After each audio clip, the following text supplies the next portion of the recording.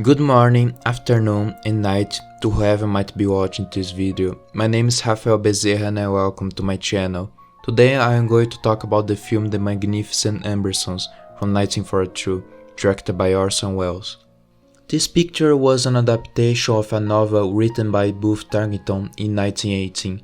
This was only the second film that Orson Welles made when he was only 27 years old.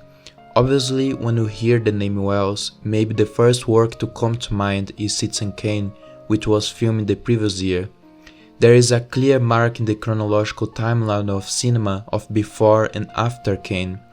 However, with many controversies around the real figure that inspired the creation of Charles Foster Kane, the film ended up being boycotted, and so was the career of Orson Welles. He still made masterpiece after masterpiece, but none came any closer of the success of his first film. This context helped me to reanalyze my impressions of The Magnificent Ambersons. When it was over, I caught myself thinking that it didn't have the same energy and style of Citizen Kane, without that magical camera work and so on. Later, I realized how cruel this criticism actually was. This is a more slow-paced and concise film, in parts because of which stories being adapted, and this style could fit better what this film wants to express, melancholy.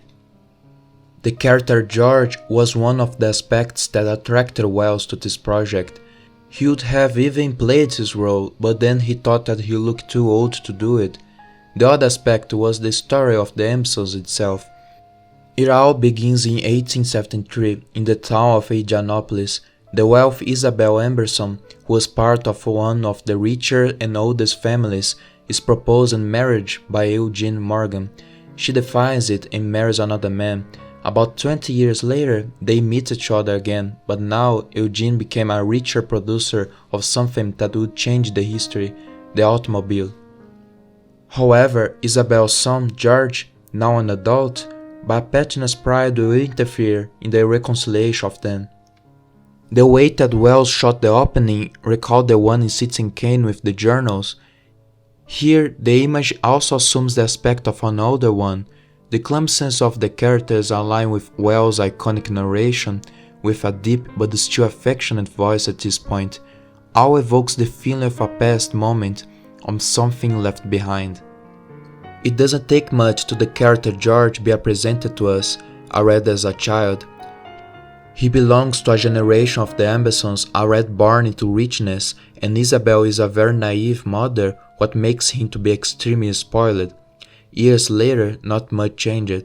In a party of the Ambersons, their family and the Morgans come across. It's interesting how George, much more than just having a sick pride of his heritage, is perhaps unconsciously very afraid of any change. The story takes part in specific moments of the United States history, which I presume that it was the decline in the aristocracy. And especially Eugene represents this threat. The weird figure of an automobile is maybe essential to this idea. It at times appears to be just an unnecessary piece of metal, but one each time more and more indispensable. This is put at stake in their memorable dialogue regarding this invention. It acts like it is their fate to just move forward, not matter if they want it or not. It's like progress might even be something external to being either good or bad, just something which you can't fight against, and the melancholy comes when they realize that, for give a place to this human necessity, something must be left behind.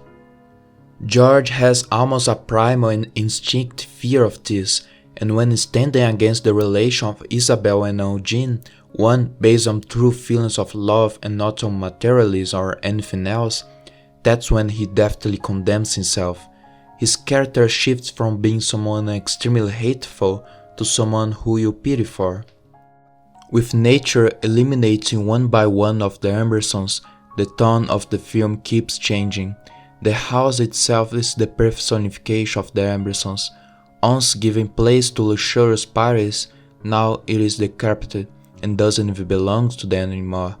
George ends up being obliged to face a city which he couldn't recognize anymore, and in a snap of fingers, he isn't himself. Wells gives a less realistic prophecy that he shall die in forgetfulness. Maybe when Orson faces something bigger and more confusing than what he originally intended to do for life, he felt all this. But the studio couldn't help but interfere in what was supposed to be the original ending, which footage was lost a long time ago, then imposed that uplifting corridor scene in the final result. Perhaps because of the already dark times that everyone were passing through. We might never get to know Wells' version of this, but for me it is good enough to think that it ends when the narration does. Those were my thoughts on the film The Magnificent Ambersons from 1942, directed by Orson Welles. I hope you enjoyed. Don't forget to subscribe and to check my Letterboxd page in the description, and I'll see you in my next video.